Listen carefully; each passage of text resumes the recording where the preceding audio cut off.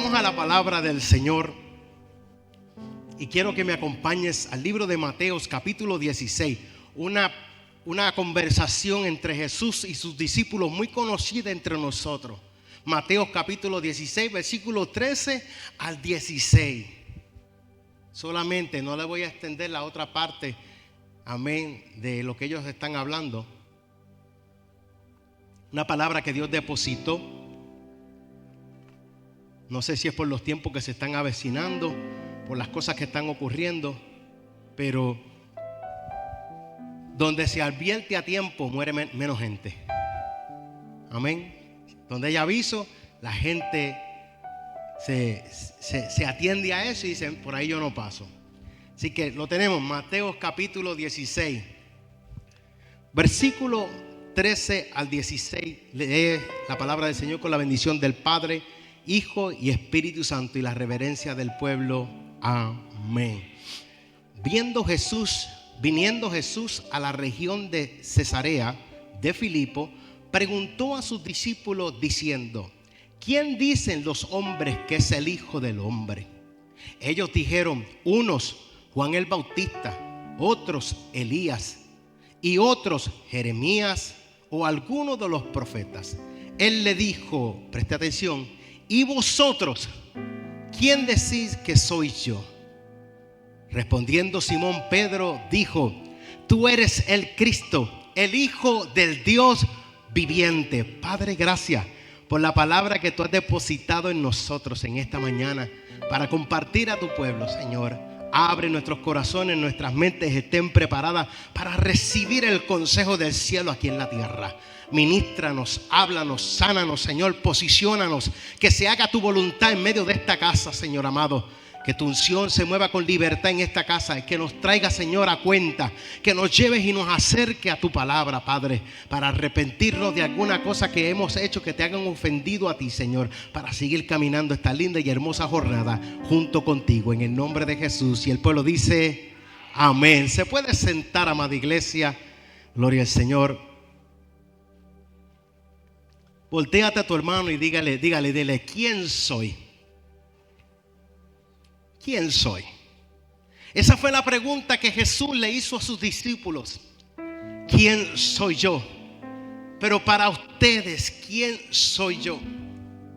Ahora, déjame ubicarte. Esta región está a 40 kilómetros de distancia, amén, hacia el noreste del mar de Galilea. Es decir, unas 25 millas de distancia está esta región llamada Cesarea de Filipo. Es crucial para entender esta pregunta que entendamos el contexto. ¿Dónde es que está Jesús ubicado? Está llegando a Cesarea de Filipo y su pregunta a los discípulos sobre quién dice que es este lugar conocido por su centro de adoración a los dioses Baales. Esta región era conocida, amén, porque habían lugares centrados en adoración a los dioses paganos. Y allí, en aquel lugar, refleja la diversidad de creencias y la confusión espiritual de la época. La adoración de Baal, del dios Pan que se encontraba allí, y del culto a César, muestra cómo la región estaba impregnada de ideas sobre divinidad y poder humano. Al preguntar ¿quién dice los hombres que soy?, Jesús confronta las distintas preocupaciones de su identidad en medio de un ambiente donde las personas adoraban a ídolos y a líderes humanos. Jesús sabía muy bien quién Él es, pero Él necesita que los discípulos sepan quién Él es, y con un significado claro por lo que estaba sucediendo a su alrededor. ¿Quién dice los hombres que es el Hijo del Hombre? Jesús no está preguntando o hace esta pregunta porque no sabía quién Él era o quién Él mismo es, o porque tuviera que buscar o aprobación de los demás. No está haciendo esta pregunta para ver si la gente entiende quién Él es. Él está definido. Él sabe exactamente quién Él es. Él está abriéndose a una conversación con sus discípulos para que sus discípulos puedan entender en la totalidad y en la capacidad de quién es Él. ¿Por qué? Déjame darte un adelanto. Porque si nosotros sabemos quién Él es y tenemos una definición clara de quién Él es, entonces no importa por la adversidad que tú y yo estemos atravesando, yo estaré bien, tú estarás bien, porque sabemos quién es Él. Y esto es lo que Jesús quería. Jesús sabe que iba a ser entregado para crucifixión. Sabía que iba a dejar a los discípulos, pero necesitaba saber que los discípulos, cuando Él no estuviera, que ellos entendieran que ellos iban a estar bien, porque Él era el Cristo. Gloria al Señor. Thank you. Appreciate it. Él sabía muy bien quién Él era. ¿Se acuerda en en Mateo capítulo 4 versículo 6? Donde Satanás intentó diciendo: si eres el Hijo de Dios, échate abajo, porque escrito está: a sus ángeles mandará acerca de ti, y en sus manos te sostendrá, para que no tropieces con tu pies en piedra. Ese fue Satanás tratando de a ver si Jesús sabía o no. Jesús sabía quién Él es desde que llegó a ser enviado. Y mire la estrategia del enemigo. Utiliza Salmo 91 versículo 12. Le citó la palabra, pero ¿qué pasó? ¿Por qué no continuó con el 13? Porque el 13 del Salmo 91 sigue diciendo: sobre el león y el aspi pisarás, hollarás al cachorro de león y al dragón. Pero como eso no le convenía, se quedó calladito. Simplemente le dijo lo que él quería decirle y hasta ahí lo dejó. Así que en el Evangelio de Juan capítulo 4, el versículo 26, Jesús se revela como el Cristo a la mujer samaritana.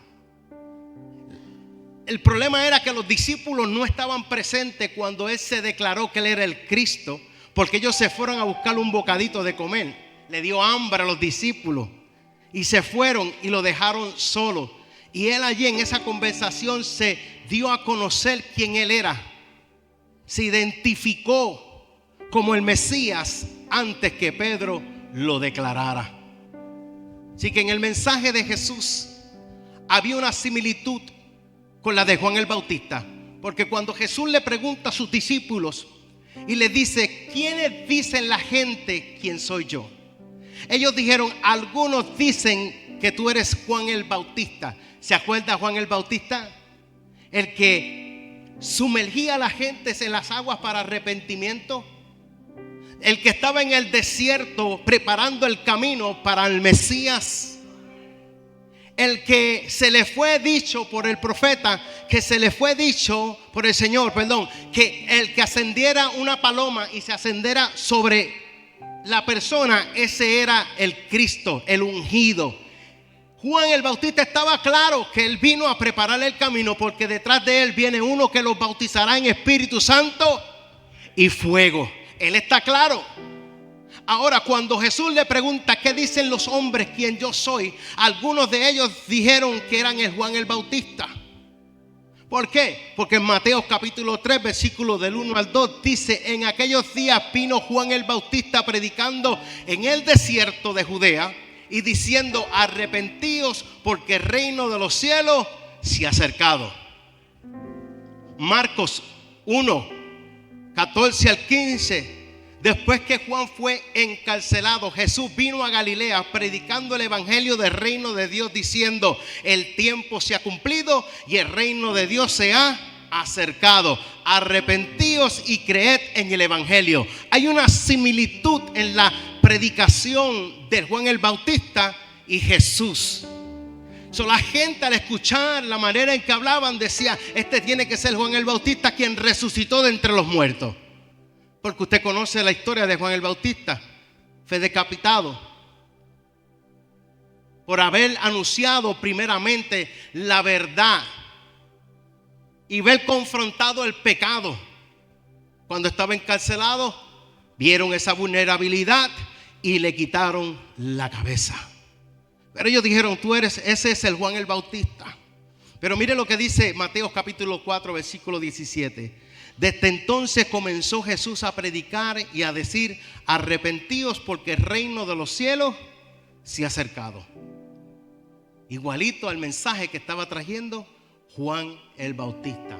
Por eso es que la gente lo identificaba. Él es el Juan el Bautista. A otra persona que lo asemejaron fue a Elías. Al profeta Elías. Y los milagros que Elías hizo tenían alguna similitud con los milagros que Jesús hizo. ¿Se acuerda Elías la resurrección del hijo de la viuda? Elías en Primera de Reyes capítulo 17 y 24, Elías resucita al hijo de una viuda en Sarepta. Ora a Dios y el niño revive. ¿Qué hace Jesús?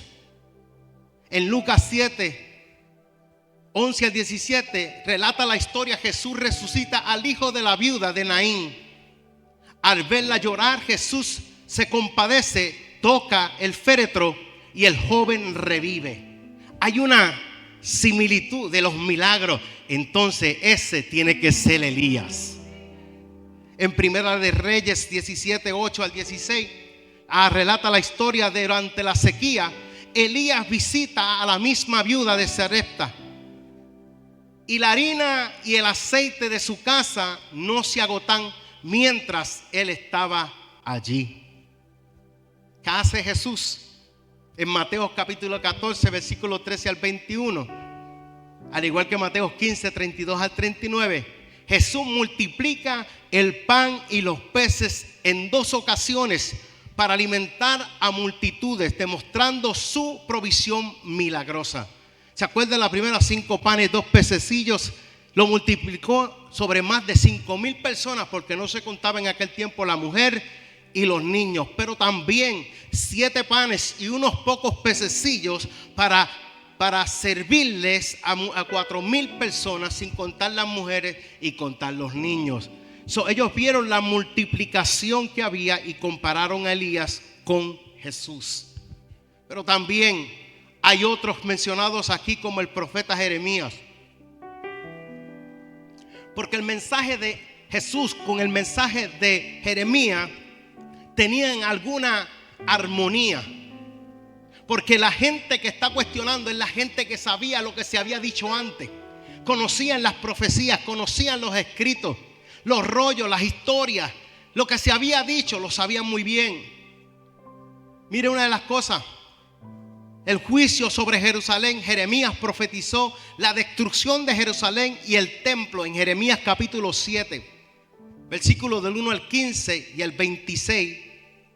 Capítulo 26 y el versículo 6. Y Jesús también advirtió sobre la futura destrucción de la ciudad debido a su falta de fe, según Lucas capítulo 19. ¿Están viendo por qué? La gente no simplemente comparó a Jesús con Juan el Bautista, por así decirlo. No lo comparó con Elías por así simplemente decirlo. Es porque hay alguna similitud. La gente está viendo las evidencias. La gente está escuchando lo que hizo Elías. Ahora está sucediendo en otro lugar, al lado del mar de Galilea. Están sucediendo muchas cosas similares a las que Elías estaba haciendo en su tiempo. Pero ahora escuchar los juicios sobre Jerusalén, la destrucción sobre el templo, hace resaltar que la gente también lo identifiquen con Jeremías, como la historia de los libros de los mayores profetas lo reconocen como el hombre llorón, el profeta llorón.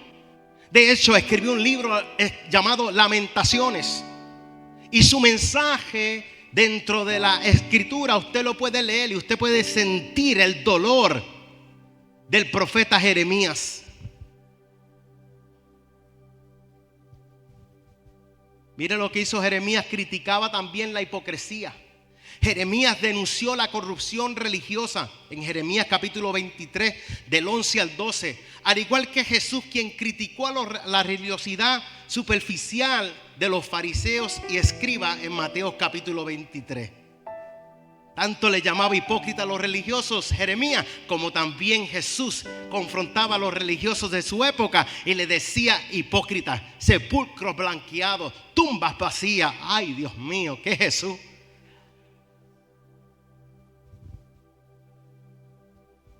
Pero aquí sucede algo, porque el versículo 15 les dijo: ¿y vosotros quién decís que soy yo? Porque hay una pregunta, pero hay una pregunta mayor. Y la pregunta mayor es la segunda, porque la primera es simplemente: ¿qué es lo que tú estás escuchando de mí por ahí? Y qué bueno es pararse y preguntarle a la gente: ¿qué tú oyes de mí por ahí? ¿Qué dice la gente de mí? Ah, dicen que, pastor, te está saliendo la barriguita y se te está saliendo el botón.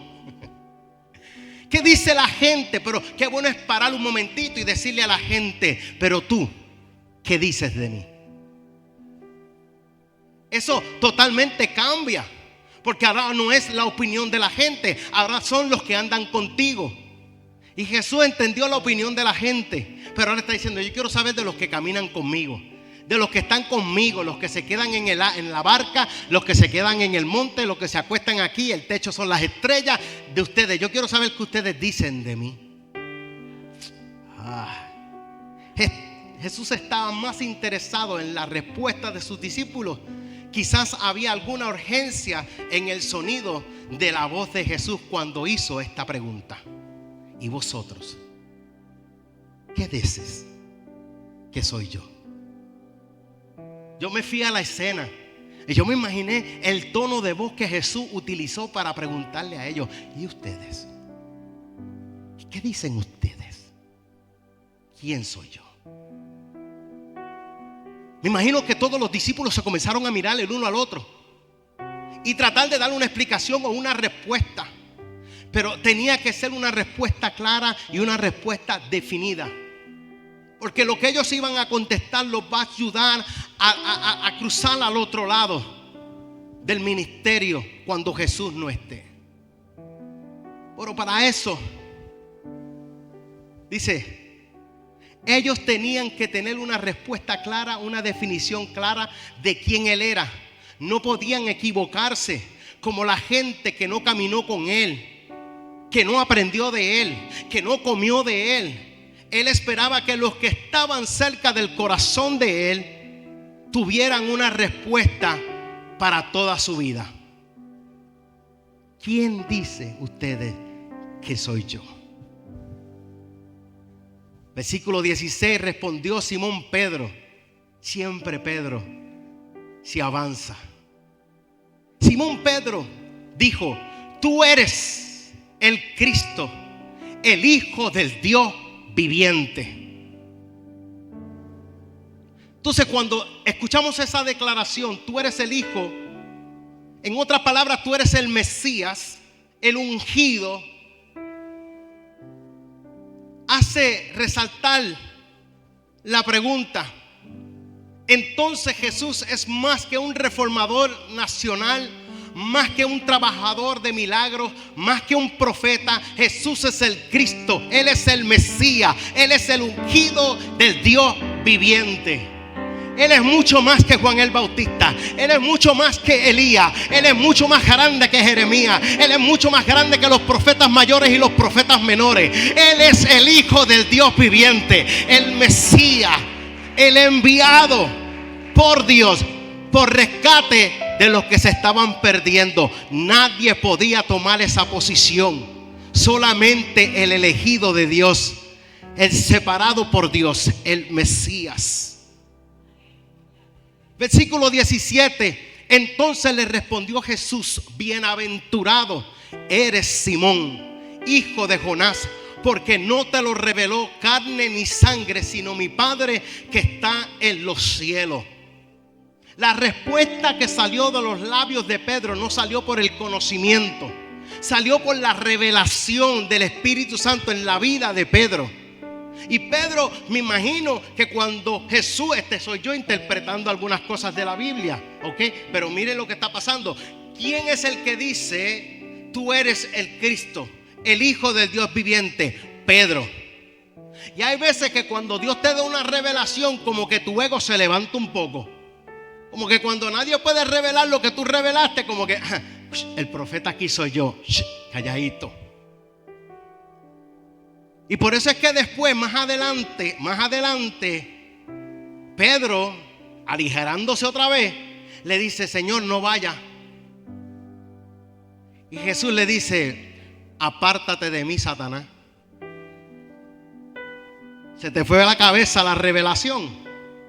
Pues la revelación que tienes ahora está equivocada. Siéntate. Y de hecho, apártate. Puede ser que se nos haya presentado a Jesús como el niño en el pesebre, como el invitado en las bodas de Canaán de Galilea, que cambió el agua en vino, como el Jesús que caminó sobre las aguas, o como el pastor compasivo que multiplicó los panes y los peces. Aunque sí, eso se dijo de él, él es el Cristo, el ungido del Dios viviente. Porque usted sabe que usted conoce y usted llegó a conocer de Jesús por medio de las películas. Quizás porque en Navidad se ponía un arbolito y se ponía el pesebre y se ponía el niño Jesús ahí y se ponían los burritos, los camellos, y de una manera tuvimos una perspectiva de quién es Jesús, pero lo identificamos como Jesús, el niño en el pesebre. Y Jesús es más que un niño en el pesebre. O lo podemos identificar como aquel que multiplicó los panes y los peces, pero también que cambió el agua en vino, pero también el que caminó sobre las aguas. Lo podemos comparar porque él hizo esas cosas, pero él mucho más que eso, porque lo que él estaba haciendo era revelando la divinidad de él, quién él era. Si una cosa es conocer a Jesús por la historia, por los cuentos, por medio de las películas, pero otra cosa es conocer al Hijo de Dios por revelación del Espíritu Santo. Hay una separación completa. Usted habla con personas que no han tenido la revelación de quién Él es y todavía te lo hablan como si fuera el niño en el pesebre. Pero tú hablas con alguien que ha tenido la revelación de quién es y tú puedes creer que esa persona dice: Él fue el que vino, murió, resucitó el tercer día y ahora está sentado en el trono a la diestra del Padre, intercediendo por la iglesia, y viene otra vez, y viene otra vez. Ese es el Cristo que se le ha revelado a la iglesia. Hay una diferencia entre conocimiento, historia, a revelación del Espíritu. Cuando Cristo es revelado, ya no lo ves como el niño en el pesebre, sino como Emmanuel, Dios con nosotros. No lo verás como solamente el invitado en las bodas que cambió el agua en vino, sino aquel que representa el agua y el vino. No lo verás simplemente como el pastor que pasivamente multiplicó los panes y los peces, sino que lo conocerás como el buen pastor. Como el buen pastor. Salmo 23 dice: el Señor es mi pastor, nada me faltará. En lugares de verdes pastos me haces descansar. Junto a aguas de reposo me conduce. Él restaura mi alma. Me guía por senderos de justicia, por amor de su nombre. Aunque pase por el valle de sombra de muerte, no temeré mal alguno, porque tú estás conmigo. Tu vara y tu cayado me infunden aliento. Tú preparas mesas delante de mi presencia, de mis enemigos. Has ungido mi cabeza con aceite, mi copa está rebosando. Ciertamente el bien y la misericordia me seguirán todos los días de mi vida, y en la casa del Señor moraré por largos días. Ese es el Jesús que yo conozco, el que me guarda, el que me bendice cuando estoy arriba y me bendice cuando estoy abajo. El bien y la misericordia de Él me persigue todos los días de mi vida. Cuando me levanto a salir del trabajo, tengo que esperar unos minutos, porque detrás de mí viene el bien y la misericordia de Dios siguiéndome. Por eso es que tú tienes que entender que hay gente que cuando tú llegas a un sitio tú dices: pero ¿y qué le pasó si yo simplemente lo que hice fue que entré? Le molestó que contigo entró el bien y la misericordia de Dios. Le molestó que contigo entró el favor de Dios, la gracia de Dios te acompañó. Porque tú, iglesia, tienes que entender que tú y yo no caminamos solos. Él está con nosotros día y noche. Donde yo entro, Él entra conmigo. Donde yo salgo, Él sale conmigo. Porque Él vive dentro de mí. Él vive dentro de ti. Tú no estás solo. Él está contigo. Él es el Cristo. Él es el ungido. Él es el Mesías, Él es el Cristo revelado a la humanidad. Él está conmigo. Por lo tanto, aunque yo atraviese mis pruebas, yo tengo que entender que yo no estoy solo, que Él está conmigo. Y cuando tú tienes una perspectiva de quién Él es, una definición clara de quién Él es, aunque un ejército se levante contra mí, yo no temeré. Aunque contra mí se levante, yo voy a estar confiado, porque yo sé quién es Él. Por eso es que tú ves una ambivalencia dentro del pueblo de Dios. Y una gente que dice: yo tengo fe, super fe, pero cuando viene la prueba no se ve la fe, no se muestra la fe. Es porque no han tenido una revelación significativa de quién es Cristo en su vida. Porque aunque estás enfermo, tú sabes quién fue a la cruz, y por su llaga yo fui sanado. Alguien, por favor, ayúdame. Cuando yo estoy definido de quién Él es, aunque yo esté pasando por la prueba, Él dijo: yo estaré contigo todos los días de tu vida, no te dejaré ni te desampararé. Cuando el enemigo quiera susurrarme al oído y decirme: te han dejado todo el mundo, estás solo, yo tengo que decirle al diablo: silencia, cállate la boca, porque el que está conmigo no me ha dejado. Él prometió estar conmigo en las buenas y en las malas.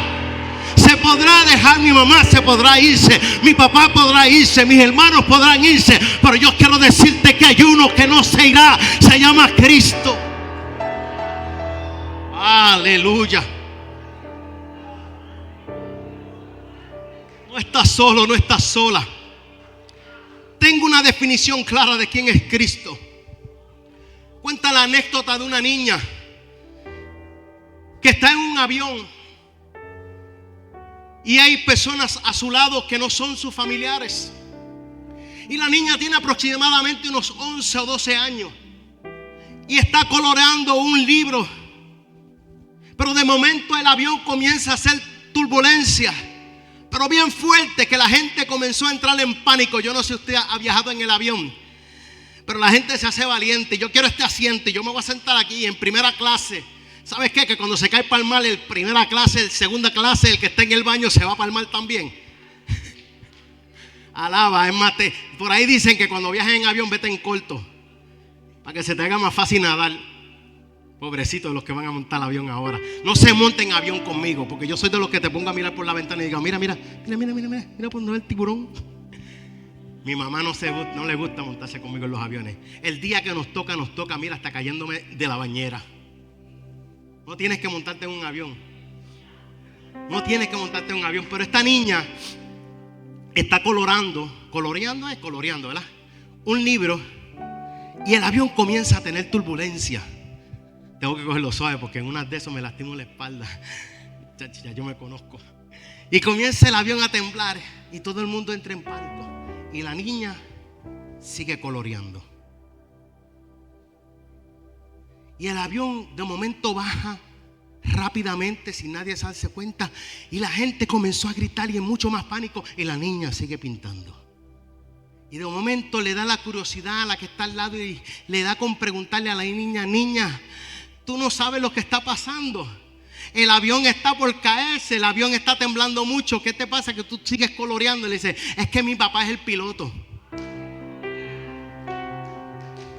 Cuando tú sabes quién está en el control de tu vida, tú no tienes miedo a lo que tienes que enfrentarte a la vida. Porque tú sabes que Él tiene el control de tu vida. Él sabe que la Biblia dice que los que están en sus manos, nadie del hebreo, nadie podrá tomarlo. Yo estoy en las manos del alfarero. Y nadie podrá ser arrebatado de Él, porque yo estoy en Él. Él es mi escondedero, Él es mi refugio, Él es mi castillo, aleluya, Él es mi castillo, Él es mi torre fuerte. Y cuando yo tengo una definición clara de quién Él es, aunque vengan las turbulencias de la vida, yo estaré bien. Y la gente a tu lado está gritando en pánico: hay las próximas elecciones, mira lo que va a pasar. Y tú tranquilo, porque tú sabes quién está sentado en el trono. No importa quién está sentado en la Casa Blanca, Él sigue sentado en el trono. A nadie lo va a mover, a Él nadie lo va a seleccionar. Él seguirá siendo el Dios del trono por las eternidades de las eternidades. Si usted no tiene una revelación clara de quién es Cristo, el Mesías, el ungido del Dios viviente, puede ser que cuando te visite la enfermedad, el dolor, la prueba, la persecución, entre la duda. Le das lugar a la duda porque no hay una definición clara de quién Él es y lo que Él representa en mi vida. Entra la duda y te preguntes si verdaderamente Él era el que había de venir o esperamos a otro. Comencé diciendo que Juan el Bautista tenía claro de quién era el que venía tras él, el Mesías. El que veía que la paloma se quedaba sobre su cabeza, él era el escogido. Él estaba claro. Pero algo le pasó, que cuando estaba encarcelado le dijo a sus discípulos: vayan y pregúntenle si Él es, o estamos esperando a otro. Y Jesús le tuvo que decir: vete y dile a Juan el Bautista que los ciegos ven, que los sordos oyen, que los paralíticos caminan, que los muertos son resucitados. ¿Por qué? Porque había una profecía diciendo que el Mesías iba a hacer estos milagros. Juan, estate tranquilo, que al que tú bautizaste en las aguas, ese es, no hay otro, es Él, el Mesías. Miren lo que le dice Jesús: los ciegos ven, los cojos andan, los leprosos son limpiados, los sordos oyen, los muertos son resucitados, y los pobres es anunciado el evangelio. Juan, tranquilo, pero usted tiene que estar en la cabeza de Juan por unos minutos. Ya mismo salgo de aquí. Este me tiene preso, pero mira, yo bauticé a Jesús. Es más, Jesús es mi primo, deja que entre por ahí. Y al escuchar que Jesús no lo iba a librar, porque muchas veces pensamos que cuando pasamos por la adversidad y por la prueba y por la enfermedad, Él nos tiene que librar de eso. Ya Él hizo el trabajo mayor, murió por nosotros en la cruz del Calvario. Y la enfermedad peor o mayor que puede tener el ser humano es que siga viviendo en pecado.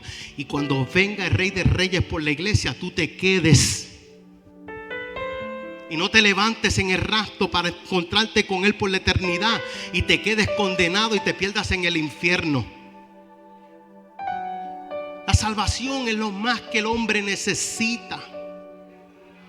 Pero hay gente que ha vendido su salvación por la salud, su salvación por la finanza, su salvación por la fama. No. Yo puedo estar enfermo hoy, Dios nos cuide y nos guarde, y Él me sana de esa enfermedad, pero 2 años después puedo tener otra. Y puede ser que me sane de esa, pero ¿sabes qué? De alguna manera me voy a morir, porque yo fui creado eternamente para estar eternamente, pero por causa del pecado de Adán y Eva, amén, ¿qué pasa? Entró la muerte a todos. Pero Él no terminó el plan de salvación con nosotros. Nos trajo a Jesucristo para rescatarnos, para que estuviéramos con Él por la eternidad. Yo lo que tengo que hacer es aceptar que Él es el Mesías, el ungido, el Hijo del Dios viviente. Reconocer que Él murió por mí en la cruz y aceptar ese plan de salvación y ser rescatado del peor problema que puede tener el ser humano: el pecado, la condenación. Mire lo que sucede, y para mí fue interesante, lo puse como conclusión. Y es que mientras injuriaban a Jesús y se burlaban de Él y le ponían una corona de espinas y escribían el Rey de Reyes y lo azotaban, nadie nadie de los que estuvieron presentes decían verdaderamente: este es el Hijo de Dios. No fue hasta que lo crucificaron y lo tuvieron en la cruz, que los soldados en la cruz, después que lo crucificaron, dice, el centurión y los que estaban con él guardando a Jesús, visto el terremoto y las cosas que habían sido hechas, temieron en gran manera y dijeron: verdaderamente este es el Hijo del Dios viviente. Este es el Hijo de Dios. No debemos de esperar. Mire, no sé, pero yo lo llegué a decir en una ocasión, que no conocía a Jesús. Y perdónenme por la falta de respeto que lo dije, porque en la ignorancia no lo sabía. Y yo decía: la iglesia es para gente mayor aburrida. La iglesia es para gente que se cansó del pecado. Esa era mi forma de resistirme, no ir a la iglesia. Eso es para gente que no tiene nada que hacer. Yo le doy gracias a Dios, porque Dios me trae una vez a la memoria mientras se cantaba. Dejó las 99 y salió a buscarme. Aunque yo decía lo que estaba diciendo de la iglesia, Él dice: yo te amo por encima de eso. Mi amor es más grande que lo que tú puedes pensar. De hecho, Jesús murió por mí cuando yo no estaba ni dispuesto a dar mi vida por Él. Y entregó su vida por amor a nosotros. Y hoy entiendo que la iglesia es para ancianos, para niños, para jóvenes que quieren ir para el cielo y estar con Él por la eternidad. I'm sorry, pero el mundo es aburrido. El mundo de fiesta es aburrido. Cuando tú tienes una revelación de Cristo en tu vida, y una convicción de Cristo en tu vida, las cosas del mundo no te llaman ni te suenan. Yo le dije al compañero que trabaja conmigo, tiene una edad muy avanzada, igual que yo. Wow, que 50 nada más. Pero él todavía está en esos del club nocturno, en las fiestas, en las parties. Yo le digo: papá, cuando teníamos 18 años íbamos juntos. Y 19, ya tiene 50, ¿qué entonces ahí? Y él me cuenta y yo le tengo que decir, yo le digo: mira, perdóname, pero cuando yo viví en el mundo, le di al mundo lo que le di. Ahora vivo en la iglesia y no me interesa lo que el mundo me pueda ofrecer, porque vivo para Cristo. No, pero que tú has escuchado esta canción, no me importa ni esa, ni la próxima, ni la nueva que va a salir. Me interesa todo lo que tiene que ver con el Señor, porque lo que me da vida a mí son estas cosas aquí. Lo que le da vida a mi familia son estas cosas aquí. El amor de Dios que se derrama entre los hermanos me bendice. El amor, el abrazo de ustedes me bendice. Pero en la calle el que la hace la paga. Tú te puedes estar comiendo con alguien en un restaurante y te venden. Hello. No sé por qué me estoy saliendo del tema, pero te venden. Conozco gente que salieron de Puerto Rico, escapados de Puerto Rico porque allá hicieron maldad y se escaparon para acá.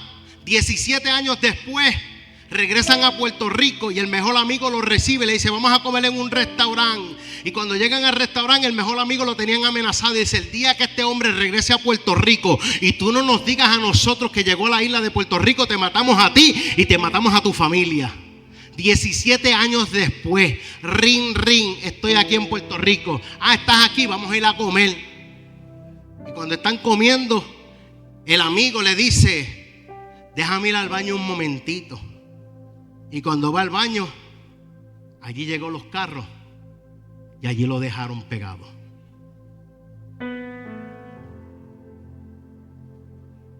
Dios no quiere eso para tu hija.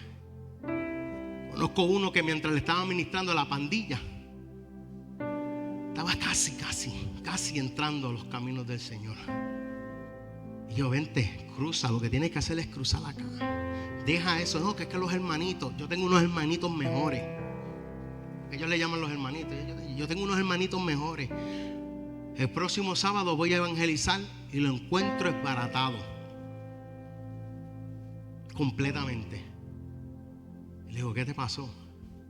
Y me dice, hermano, los hermanitos me dieron una pela. Y yo le digo, ¿los de la iglesia? Así mismo, los de la iglesia. Me dice, no. Los hermanitos de acá, pues simplemente no asistir a una reunión. No fue una reunión y los hermanos fueron y lo buscaron. Y yo digo, wow, si eso fuera la iglesia, ¿no viniste al culto? Véngase, 7 conmigo. Vamos a buscar los hermanitos. O llegas porque llegas. Digo, la iglesia no te va a recibir así. Yo le doy gracias a Dios. Esto yo no lo entendí, amigo que estás aquí. Yo no lo entendí. Pero yo di mi paso de fe al Señor, caminando en fe, creyendo en Él. Y todos mis amigos, hermano, no tengo ni un peso para enseñarte, pero todos mis amigos se fueron. Y yo le preguntaba al Señor, ¿por qué se fueron mis amigos? Y fue tan clara la contestación de Dios aquí: porque te quiero entregar una familia. Y esa familia se llama la iglesia. Y yo me acuerdo haber llegado a una iglesia como hijo adoptado, porque yo no sabía nada. Yo llegué y ver los hermanos, las hermanitas que me abrazaban, me decían, qué bueno que estás aquí. Y comenzaron a instruirme. Mire, me enseñaron, yo me acuerdo que yo danzaba como un trompo. ¿Sabes los trompos en Puerto Rico que se juegan, pero tú le metes un clavo y tienes que animarlo para que sea serenito? Yo estaba troto. Yo danzaba y yo me acuerdo, ese pastor me tomaba así. Era mucho más grande que yo, me abrazaba y me aguantaba. Hasta que y me enseñaba y me educaba y me decía, va a llegar un momento donde tú vas a sentir la presencia de Dios y lo que tú vas a desear es arrodillarte. No tanto danzar. Danzar es bueno, pero cuando la manifestación del poder de Dios te tira de rodillas, tú no te quieres levantarte ahí porque estás en un encuentro con el Dios del cielo. Te estás encontrando con el que te salvó. Y en esos momentos tú recibes revelación de quién Él es en tu vida y lo que Él significa. Yo no sé lo que va a pasar en el futuro, pero yo una cosa sí sé: que Él está en control y que Él sabe todas las cosas. Y mientras yo esté anclado en Él, yo estaré bien y mi casa estará bien. Así que, iglesia, te exhorto a que te ancles a la revelación de quién es Cristo, el ungido, el Mesías. Así que, amigo que estás aquí, no esperes que sea muy tarde para reconocer que Él es el verdadero Hijo de Dios, el Hijo del Dios viviente.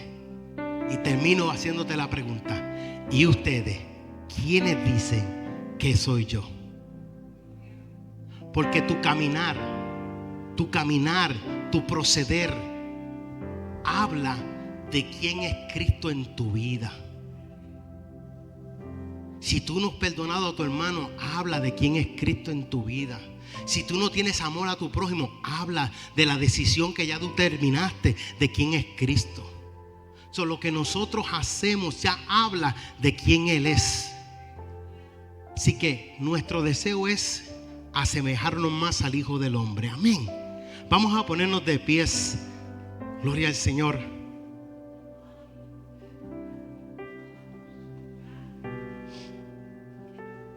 Ese reloj me tiene mal. Yo dije, wow, tenés que comprarle almuerzo a la iglesia. Estoy aquí en ayuno hasta la 1 de la tarde. Gloria al Señor. Dios bendiga a esta niñez que está preciosa. Mira para allá. Dios le bendiga. Esta es la juventud de la iglesia que viene por ahí de camino. Y hay una que manda, mira ahí. Gloria al Señor. Qué lindo es poder tener niños en la casa y ver que la iglesia continúa. Amén.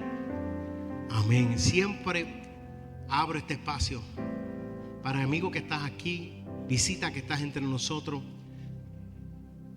si no has conocido a Jesús como tu único y exclusivo Salvador. Has probado todo, has tratado todo y nada te ha dado la satisfacción que solamente por Dios tú puedes tener. Amén, porque es cuando Él habita en nosotros. Yo te exhorto a que tú pases aquí al frente. Amén, si quieres al Señor como tu Salvador, permíteme orar por ti, contigo. Amén, en esta mañana. ¿Habrá alguien para el Señor en esta mañana que ha reconocido que Él murió, resucitó? Amén, y viene por una iglesia. Si estás aquí, lo que tienes que hacer es pasar al frente. Yo oro por ti. Amén, y tú lo confiesas públicamente y Él delante de los ángeles te publicará a ti también.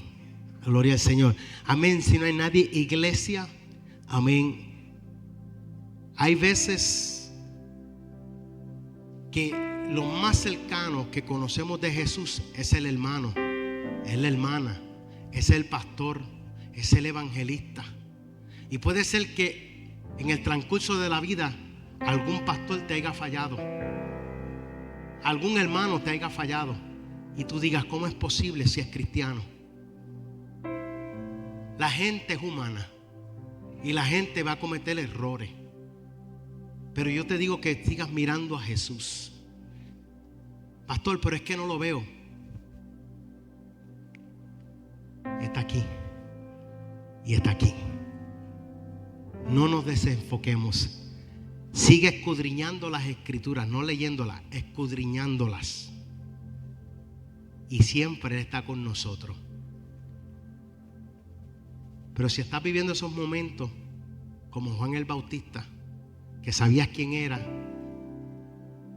y ahora estás en una situación difícil, necesitas escuchar que los ciegos ven, que los sordos oyen, que los mudos hablan, que los leprosos son limpios y que a los pobres se le anuncia el evangelio de la paz. Vamos a estar bien, iglesia. Amén. Amén. Vamos, ponga su manita en el corazón y vamos a orar mientras el grupo de adoración y alabanza entonan esta canción. Amén. Jehová es mi pastor. Si tú quieres pasar, no te limites. No te limites. Deja que el Espíritu de Dios te ministre en esta mañana. Porque los mensajes de Dios para su pueblo son un antes, ahora o un después. Un antes, ahora o un después. Un ahora es que estoy viviendo lo que el predicador está diciendo. Un antes es que ya lo que él dijo yo lo viví y soy testimonio. Un después es que todavía no he vivido lo que el predicador está diciendo y Dios me está preparando para que cuando venga ya estar preparado. Así que, Padre, en el nombre que es sobre todo nombre, te pido por la iglesia, por los hermanos presentes. Bendícelos, Señor, en esta hora. Que tu palabra predicada y enseñada, Señor, se multiplique y se active en el corazón y en la mente de cada uno de nosotros, Padre. Que tengamos una definición clara de quién tú eres, para que cuando venga la enfermedad, la adversidad y la prueba, mantenernos firmes y haber pasado la prueba, estar de pies delante de ti, Señor. Bendícenos, Señor, y danos fuerza para continuar hacia adelante, Padre. En el nombre que sobre todo nombre te pido estas cosas, Padre, creyendo que para ti no hay nada imposible. Amén. Aleluya.